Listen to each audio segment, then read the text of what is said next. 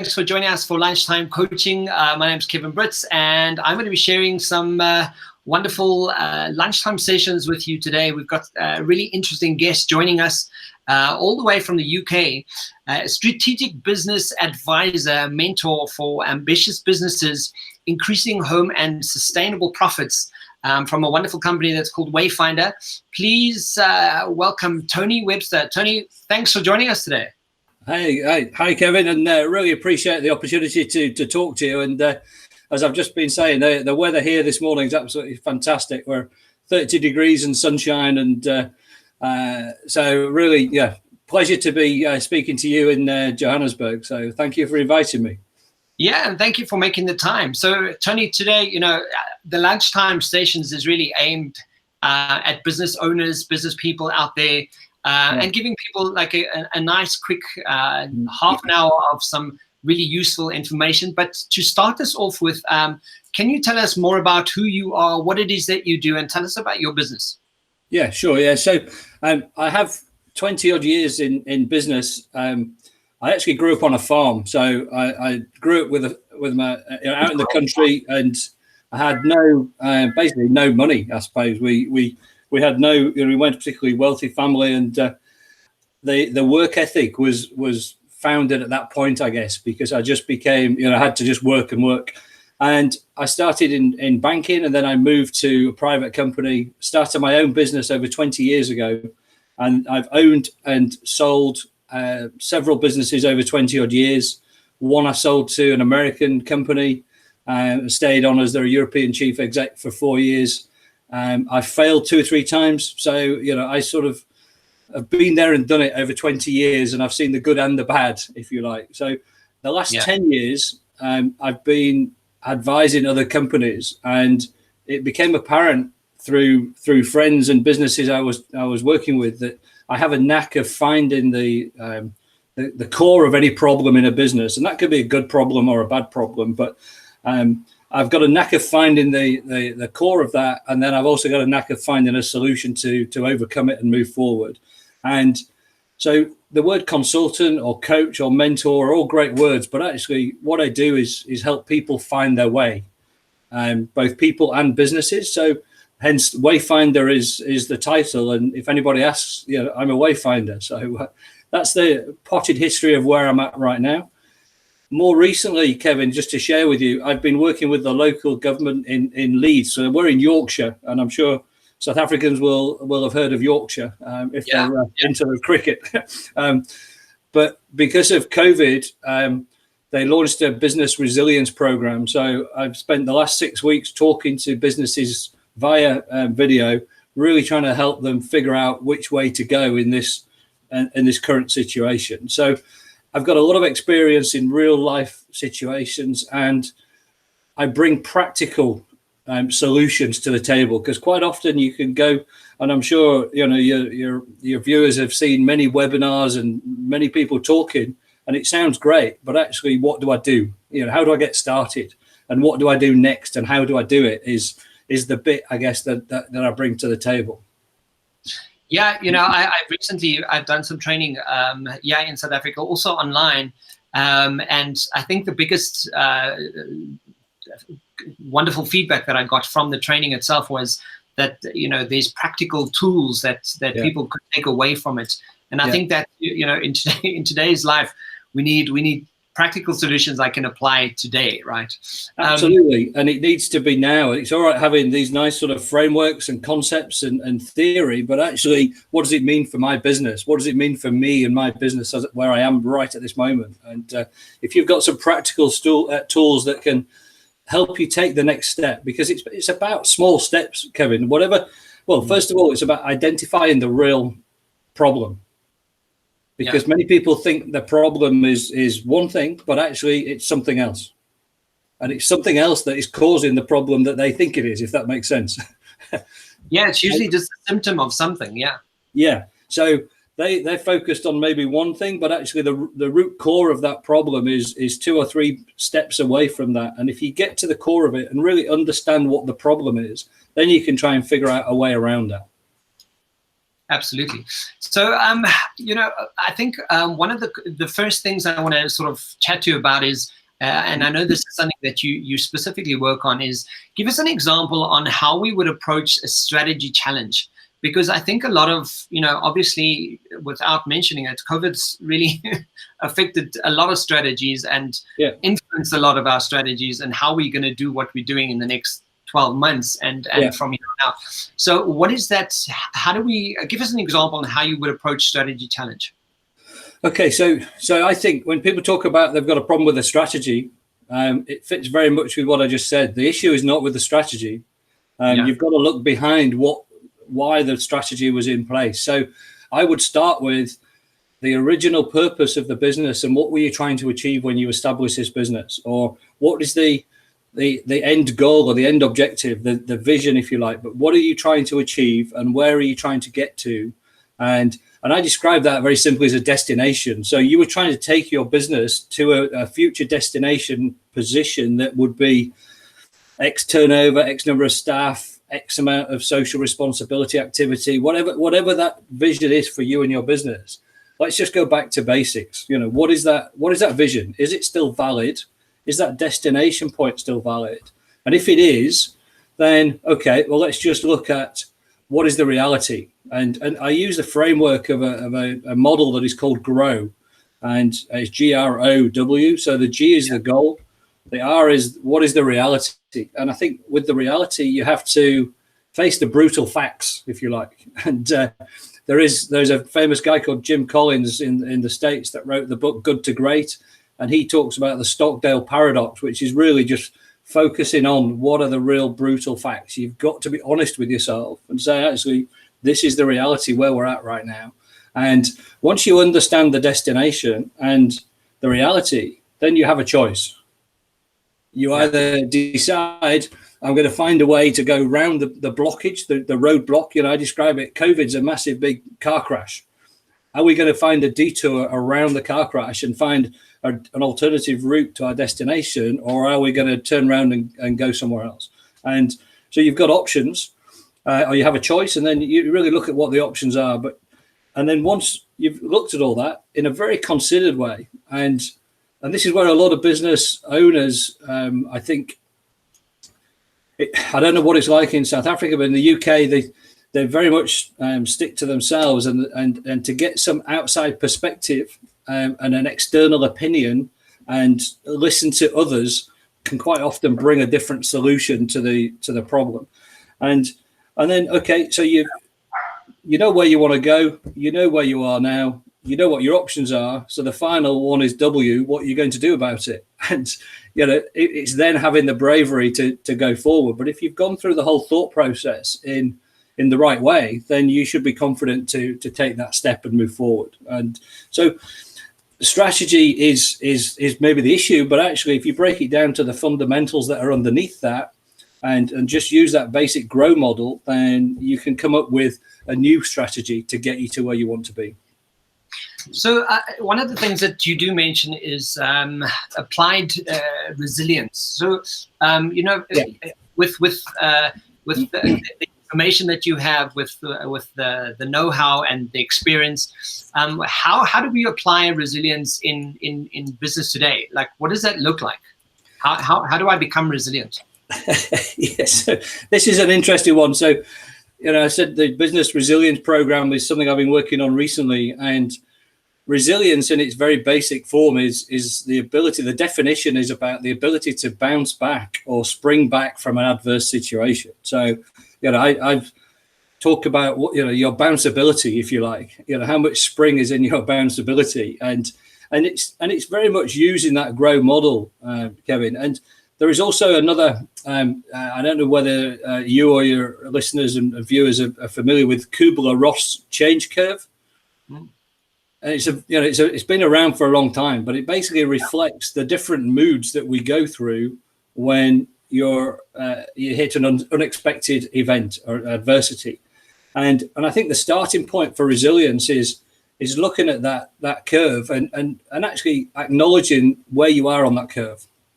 I've had this with a couple of people recently that I've worked with, One lady was used to being out seeing customers all the time, and now she's stuck in her home office, and she was completely just not going anywhere, completely stuck. And I went through the curve with her, and she realized that actually this reaction she'd had was completely normal.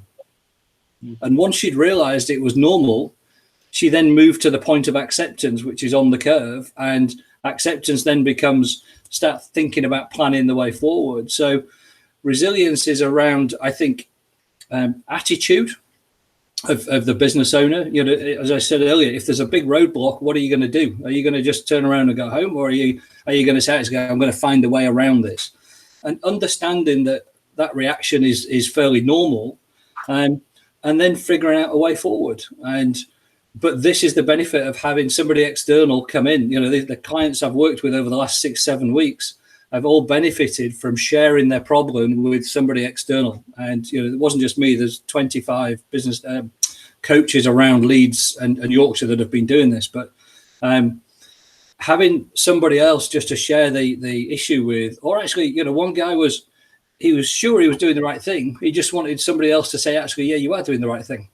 Yeah. So sometimes it's just a sounding board, but it's about that, that it's attitude and understanding any reaction you might be having, particularly now with COVID, is quite normal. And ultimately, you have a choice.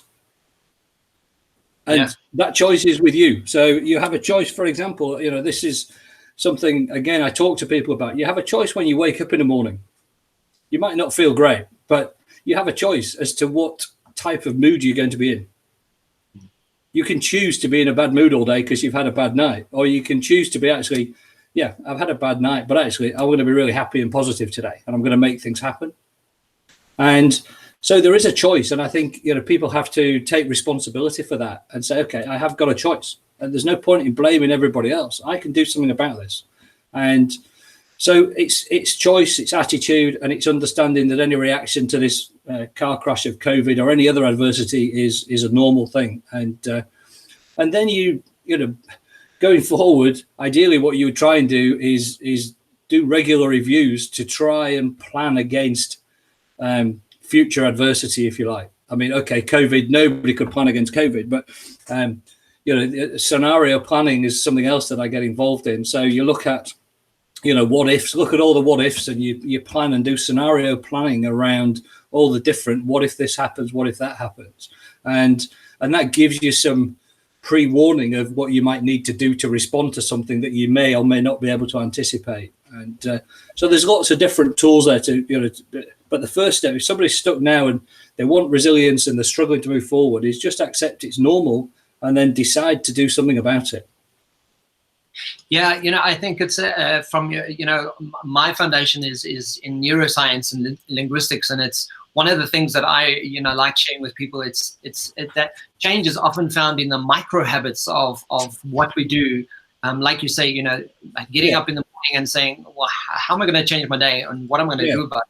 Yeah. One of the things that I really ask that piques my interest, because I know from a leadership perspective, discipline is one of the top requirements to step into a leadership role.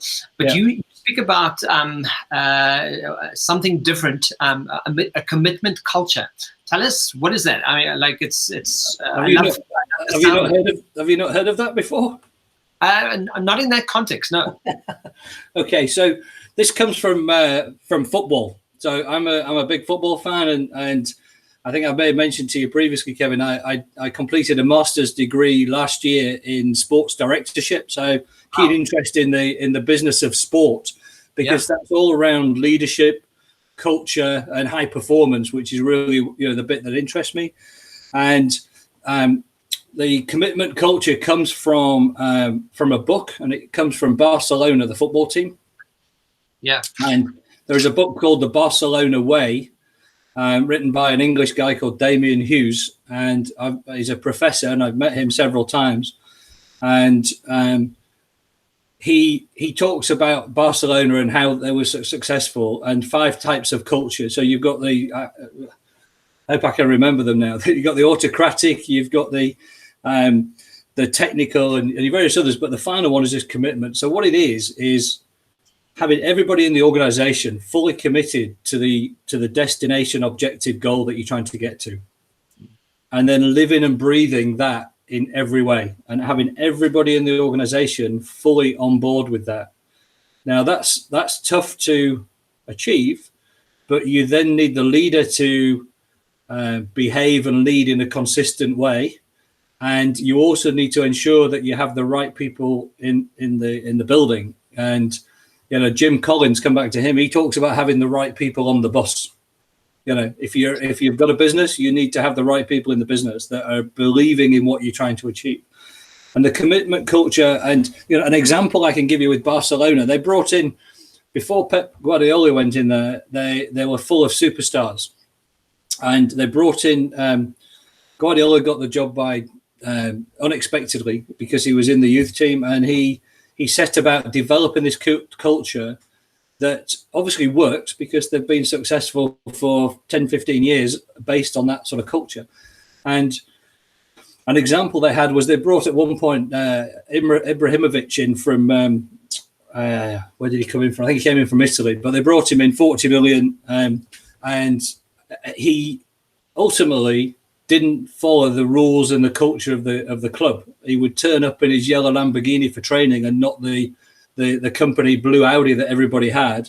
And in the end, they sold him for 30 million. I think they paid 70 million actually for him, but they sold him for 30 million because he didn't fit the culture. He was the wrong mentality. And so you have to stick to that belief, if you like. And if this is what we're doing, this is how everybody has to behave. This is the culture we want. Now, just touching on culture is not something you can write down as a set of rules. It's about behavior. So everybody has to behave in a certain way, and then everybody holds everybody to be accountable. So, and that also breeds the commitment culture, if you like. You have it with the New Zealand All Blacks, which maybe I shouldn't mention in South Africa, but but they have an unwritten code of conduct, for example, because they expect a certain level of behavior. And so the commitment culture is literally around getting everybody committed to the headline objective of the business, and then everybody living and breathing that in the right way. Yeah, I mean, from my perspective also, it's I often refer to, well, what is the best behavior strategy? And the fact that you're looking at the commitment culture from a football perspective on, like, what is that strategy of that behavior that they're using to really hit home with driving success. Yeah. And if you look at what that looks like and how that behaves, you can literally take that and implement the same strategy of behavior in any different type of environment. I absolutely love that. Absolutely. And from my studies the last couple of years, there's lots of high performance theories around, and there's many of them come from sports that have then been applied to business, and there's many from business that have been applied to sport. So, as you may know, there's nothing much new sort of invented in people and management, but you've got to take the best and put it together into a way that works for you. And for me, this commitment culture, you're stronger together, basically. If you've got everybody in the organization pulling in one direction, you're much stronger together than you as the leader of the business. And the leader has to be open. So I'll throw another one at you, Kevin, which I haven't mentioned before, but there is the challenge culture. Yeah. Which again is a different sporting, but it comes from a guy that was a guy called Nigel Travis, and I think he still is the non-exec chairman of Dunkin' Donuts, and but he now owns a football club in London, Leyton Orient, and he encourages everybody in the organisation to challenge and question everything that they're doing all the time, even him. Wow. Because that brings everybody together to continually improve whatever they're doing. It encourages openness, and now again, it needs a leader to be strong on that. But it's almost a variation of the commitment culture. But it's an interesting concept. But again, fundamentally it's about being stronger together, isn't it? If you've got the whole team, somebody I don't know on the factory floor, or may come up with an idea to produce the product in the factory a different way. You want to know that.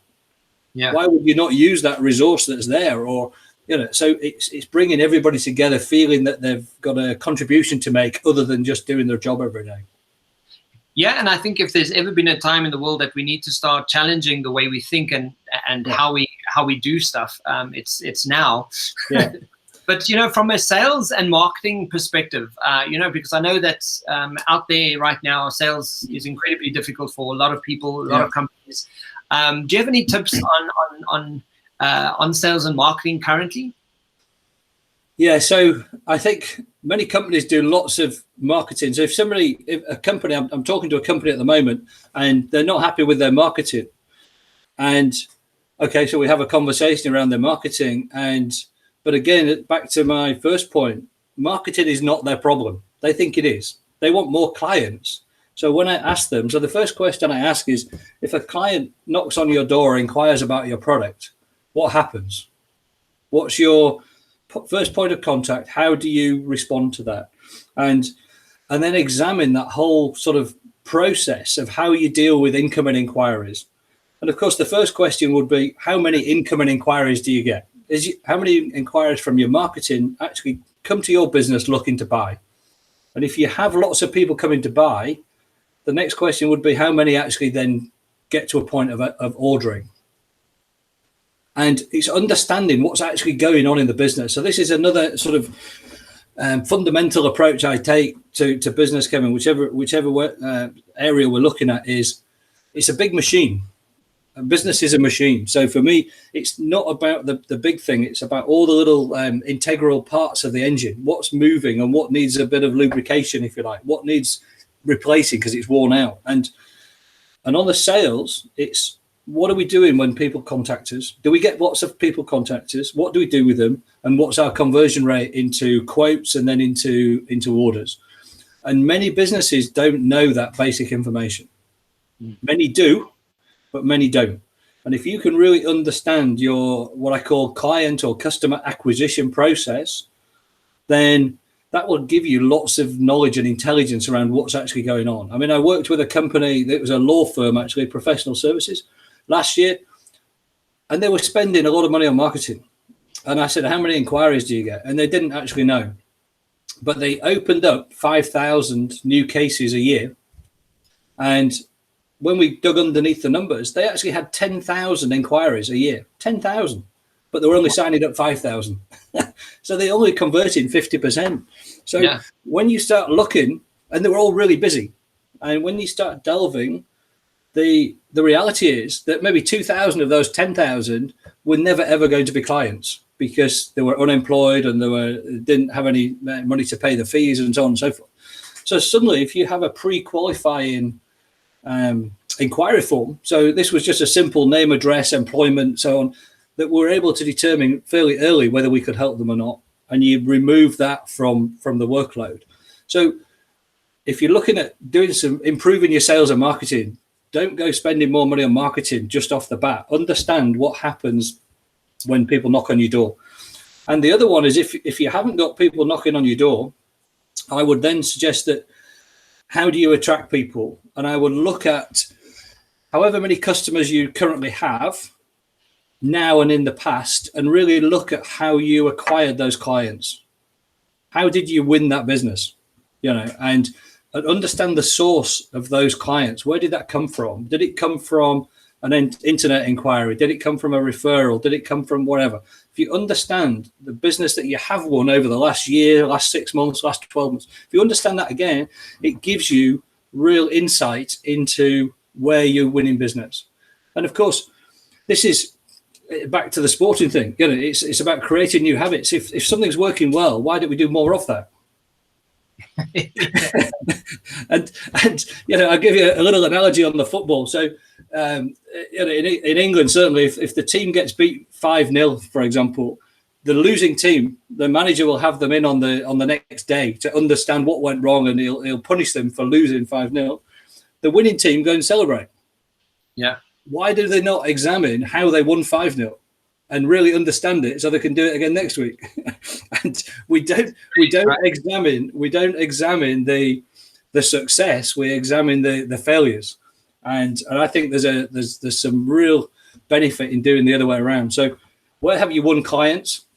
Where have they come from? How have you got them? And then do more of that. And then if you're going to do some marketing, it's trial and test, but monitor and measure everything you do. And then finally, on things like quotes, I'm absolutely amazed how many businesses send out quotations for some business and then never follow it up. Yeah. Or don't follow it up fast enough. And I mean, we're talking back to basic stuff here, Kevin, but it happens because everybody gets busy. And just to add to that, you know, talking about the current COVID situation, and I mentioned earlier about small steps, it very much for me is a back to basics. You know, what do I do every day? And this fits with habits. And you mentioned when you get up in the morning, you know, the one thing I say to people is, you know, we've all got subconscious habits that have just evolved and happened over many years. So, you know, what do you do when you first get up in the morning? What do you do when you first get to your desk? Generally, people say, I'll answer emails. Okay, why do you do that? Yeah. Well, I do that every morning. Yeah, but why? Why do you actually read your emails in the morning? Is there something that you need to deal with really quickly this morning? If you're in the sort of business that there is, then that's fine. But it's just an unconscious habit.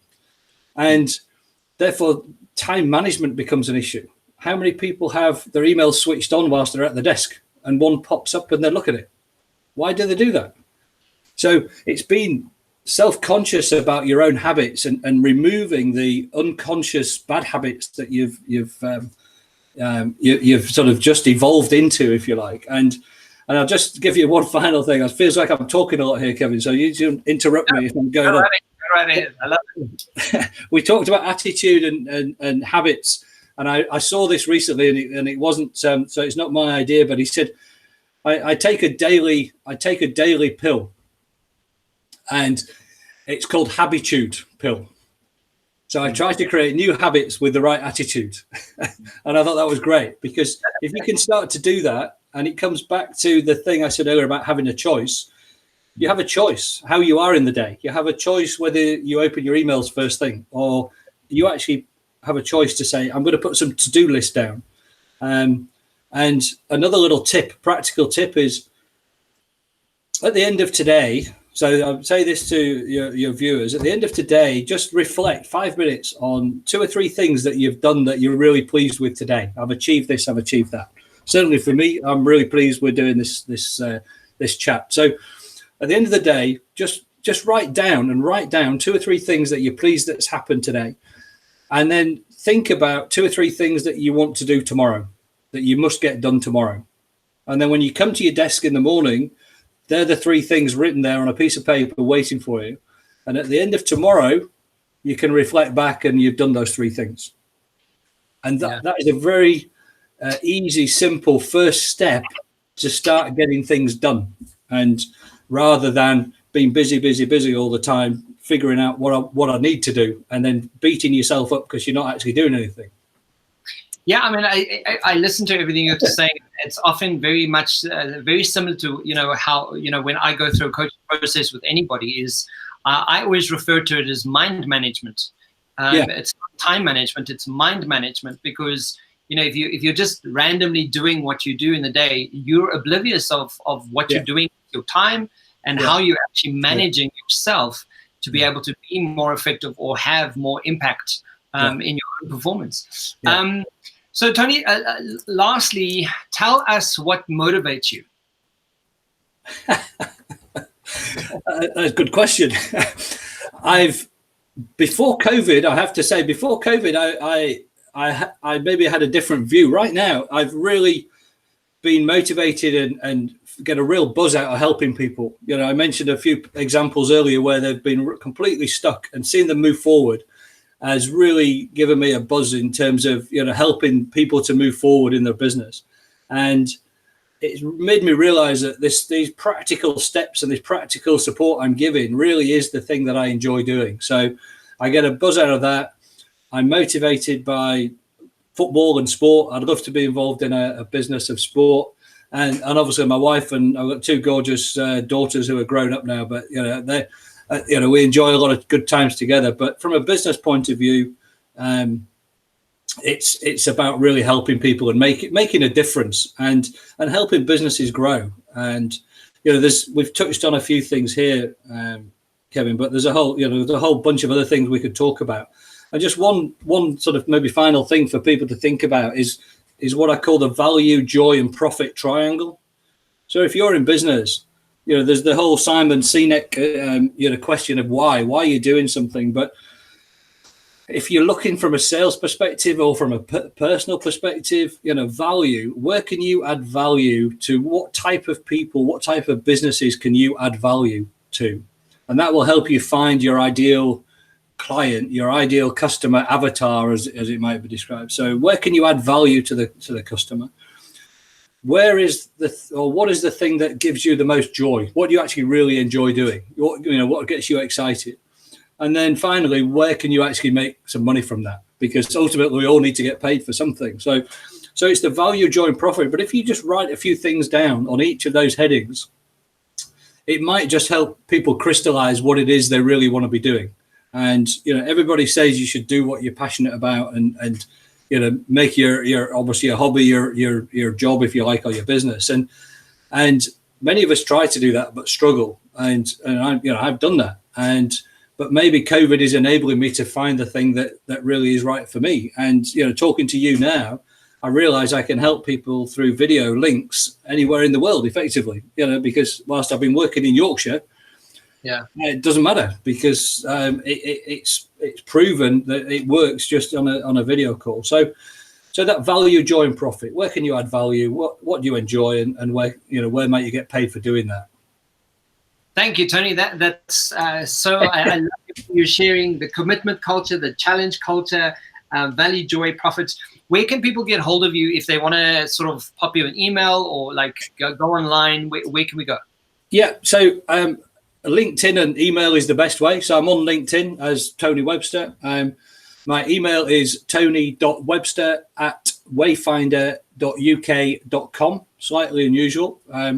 I am on Twitter, which is Wayfinder Tony, but I'm less involved in Twitter. But certainly LinkedIn, reach out and connect on LinkedIn. That would be great. And I'll respond very quickly. Fantastic. Tony, thank you so much for sharing, and thank you for joining us on Lunchtime Coaching. I really appreciate your time. I just want to leave everyone with our featured program from Business by Design is Your Attitude is Everything. It's a team program. It's a really wonderful program for tough mental attitude, controlling emotions, genuine desire, behaviors, winning, and more of that information can be seen on my website, businessbydesign.co.za. And the quote that I'm going to leave with everyone today, or leave everyone with today, your value doesn't decrease based on someone's inability to see your worth. Thank you so much, Tony. Have a wonderful day, and thanks for joining me. I really loved it. Enjoyed it, Kevin. Really appreciate the opportunity, and all the best to everybody in South Africa. Awesome. We'll chat to you soon. Thanks so much. Okay. Cheers, guys. Bye.